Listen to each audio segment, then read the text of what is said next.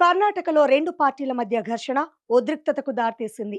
మాజీ మంత్రి, ఎమ్మెల్యే గాలి జనార్దన్ రెడ్డిపై హత్యాయత్నం కలకలం రేపింది. బళ్ళారిలోని హవంబావి ప్రాంతంలో కాంగ్రెస్ పార్టీ ఒక కార్యక్రమాన్ని చేపట్టింది. దీనికి సంబంధించిన ఫ్లెక్సీలను ఎమ్మెల్యే భరత్ రెడ్డి అనుచరుడు సతీష్ రెడ్డి పలు ప్రాంతాల్లో కట్టారు. ఇదే క్రమంలో ఆ ఫ్లెక్సీలను గాలి జనార్దన్ రెడ్డి ఇంటి ప్రహారీకి కూడా కట్టేందుకు ప్రయత్నించారు.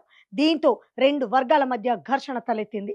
ఫ్లెక్సీలు ఇంటి ప్రహారీకి కట్టొద్దని, బయట కట్టుకోవాలని సతీష్ రెడ్డికి గాలి జనార్దన్ రెడ్డి అనుచరులు సూచించడంతో గొడవ స్టార్ట్ అయింది.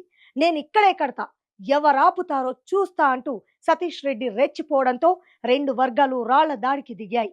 ఇదే సమయంలో ఇంటికొచ్చిన గాలి జనార్దన్ రెడ్డి గన్మెన్లు ఉద్రిక్తతను ఆపేందుకు గాల్లోకి కాల్పులు జరపగా ఒక గన్మెన్ నుంచి తుపాకీ లాక్కున్న ఎమ్మెల్యే అనుచరుడు సతీష్ రెడ్డి గాలి జనార్దన్ రెడ్డి వైపు కాల్పులు జరిపారు. అటు ఎమ్మెల్యే వర్గం కూడా కాల్పులకు తెగబడడంతో మరో అనుచరుడు రాజశేఖర్ రెడ్డి అక్కడికక్కడే మృతి చెందాడు. సతీష్ రెడ్డి మాత్రం త్రుటిలో తప్పించుకున్నారు. రెండు వర్గాలు కాల్పులకు పాల్పడడంతో ఆ ఏరియా అంతా టెన్షన్ తో హడలెత్తిపోయింది.